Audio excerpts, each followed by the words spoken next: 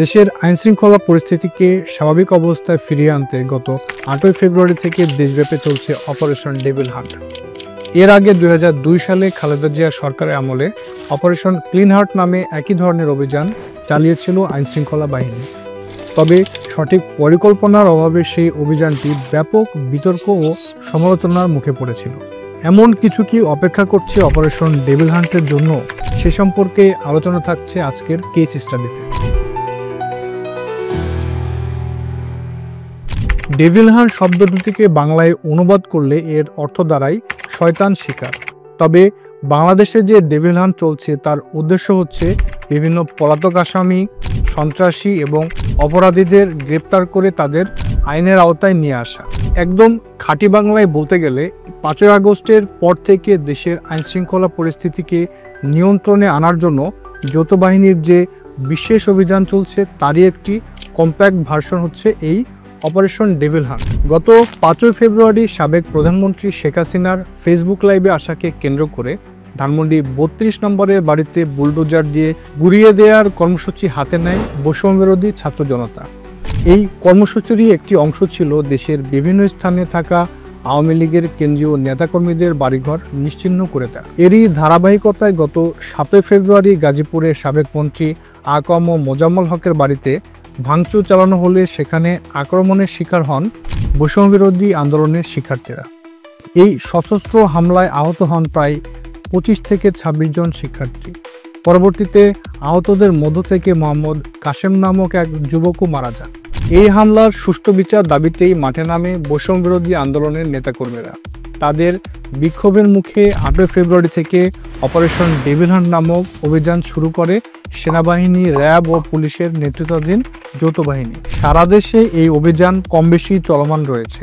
ইতিমধ্যে বিশেষ এই অভিযানে প্রায় 11,000-এরও বেশি মানুষকে গ্রেপ্তার করা হয়েছে। এদের মধ্যে রয়েছে বিভিন্ন এলাকার শীর্ষ সন্ত্রাসী, বিভিন্ন মামলার পলাতক আসামি এবং ছাত্র আন্দোলনের মামলায় জড়িত আসামিরা। সেই অভিযানে পলাতক থাকা আওয়ামী লীগের প্রাক্তন নেতাকর্মীরাও গ্রেপ্তার হচ্ছেন। পাশাপাশি বিভিন্ন হাইওয়ে এবং গুরুত্বপূর্ণ পয়েন্টগুলোতে চেকপোস্ট বসিয়েও তল্লাশি চালাচ্ছে যৌথ বাহিনী।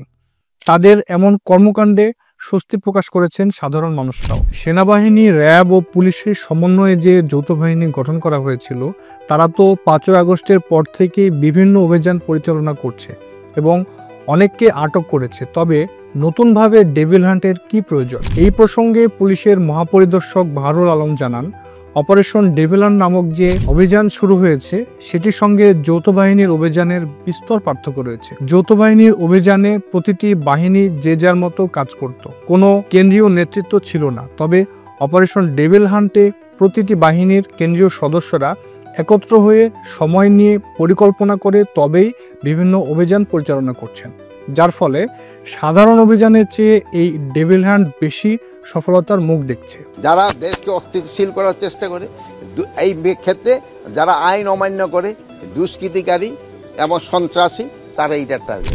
আপনি যদি 21 শতকের শুরু থেকেই বাংলাদেশের রাজনীতির খোঁজখবর রাখেন তবে আপনার কাছে অপারেশন ডেভিল হান্টের বিষয়টি পুরো পরিচিত মনে হতে পারে। জি দর্শক, এর আগে 2002 সালেও এমনই একটি অভিযান করেছিল তৎকালীন খালেদা জিয়ার নেতৃত্বাধীন জোট সরকার। সেই অভিযানের নাম ছিল অপারেশন ক্লিন হার্ট। ডেভিলদের হান্ট করে দেশের হার্টকে ক্লিন করে দেয়াই এই দুটি অভিযানের মূল উদ্দেশ্য ছিল। 2002 সালের 16 অক্টোবর শুরু হওয়া অপারেশন ক্লিন হার্টের অভিযানটি চলে 2003 সালের জানুয়ারি মাস পর্যন্ত। মূলত 2001 সালের নির্বাচনের পর থেকে দেশের আইনশৃঙ্খলা পরিস্থিতি বেশ নাজুক অবস্থায় পড়ে যায়। চাঁদাবাজি, খুন, সন্ত্রাস এবং অস্ত্রবাজি অনেকটাই বেড়ে যায়। এই পরিস্থিতিকে নিয়ন্ত্রণে আনতে সেনাবাহিনী, বিমান বাহিনী এবং পুলিশ সহ বিভিন্ন বাহিনীর সমন্বয়ে অপারেশন ক্লিন হার্ট চালানোর সিদ্ধান্ত নেয় বিএনপি নেতৃত্বাধীন 4 দলীয় জোট সরকার। জাতির উদ্দেশ্যে দেয়া এক ভাষণে এই অভিযানের ঘোষণা দেন খালেদা জিয়া। অপারেশন ক্লিন হার্টকে যৌথ বাহিনীর অভিযান বলা হলেও এই অভিযানে প্রধান ভূমিকা পালন করে সেনাবাহিনী। প্রায় 4 মাস ধরে চলা এই অভিযানে বিপুল সংখ্যক অবৈধ অস্ত্র উদ্ধার এবং সন্ত্রাসীদের গ্রেপ্তার করা হয়। অভিযানের প্রথম দিনেই গ্রেপ্তার করা হয় প্রায় 1400 জনকে, যাদের মধ্যে অধিকাংশই ছিল বিএনপি নেতাকর্মী। এমনকি অভিযান চালানো হয় সরকারের বিভিন্ন বড় বড় পদধারী ব্যক্তিদের বাড়িতেও। সংসদের তৎকালীন চিফ হুইপ খন্দকার দেলোয়ার হোসেনের বাড়িতে অভিযান চালিয়ে উদ্ধার করা হয় 2টি আগ্নেয়াস্ত্র। এছাড়াও তৎকালীন স্বাস্থ্য প্রতিমন্ত্রী আমানুল্লাহ আমান, আওয়ামী লীগ নেতা আমির হোসেন আমু, হাসানাত আবদুল্লাহকেও তল্লাশির আওতায় আনা হয়। এই অভিযানে গ্রেপ্তার হন আওয়ামী লীগ নেতা শেখ সেলিম ও সাবের হোসেন চৌধুরী। তবে এই অভিযান ব্যাপক সমালোচনারও জন্ম দেয়। এই অভিযানের সময়ে বিভিন্ন বাহিনীর হেফাজতে থাকাকালীন প্রায় 40 জনেরও বেশি মানুষ মৃত্যুবরণ করেন। এদের মধ্যে বেশিরভাগই ছিলেন বিএনপির মাঠ পর্যায়ের কর্মী। আইনশৃঙ্খলা বাহিনীর এমন কাজ দেশজুড়ে ব্যাপক সমালোচনার সৃষ্টি করে।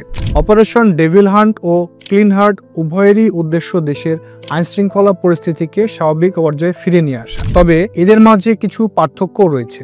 অপারেশন ডেভিল হান্টকে সঠিকভাবে পরিচালনার জন্য জাতীয় কোর কমিটি গঠন করা হয়েছে। সেই কমিটিতে আছেন আইনশৃঙ্খলা রক্ষাকারী বাহিনীর সদস্য, প্রশাসনিক কর্মকর্তা এবং বেসামরিক নাগরিকরা। অন্যদিকে অপারেশন ক্লিন হার্ট অনেকটা তাড়াহুড়ার মাঝেই শুরু করা হয়, এমনকি এর সম্পর্কে অনেক মন্ত্রীরাও আগে থেকে অবগত ছিল না। 2002 সালের 16 October operation clean heart mobile phone network বন্ধ করে অনেকটা গোপনে শুরু করা হয়েছিল, কিন্তু ডেভিল হান্ট অভিযান শুরু হয় অনেকটা প্রকাশ্য ঘোষণা দিয়ে।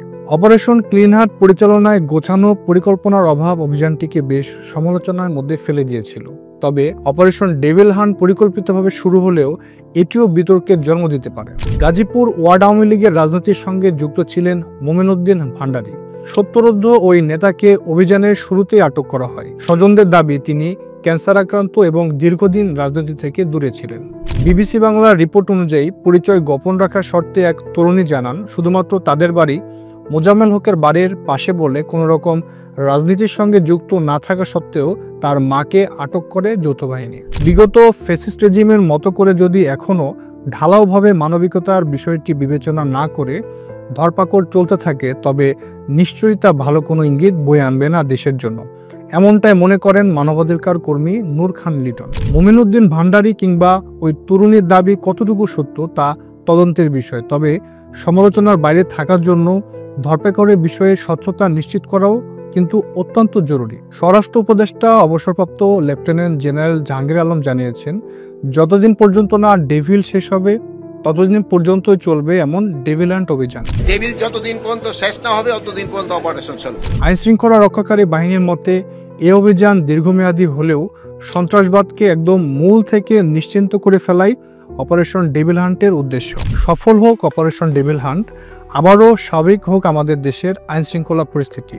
তবে ক্লিন হার্টের মতো যেন বিচার বহির্ভূত কেউ হত্যার শিকার না হয়, এমনটাই কামনা আমাদের সকলের।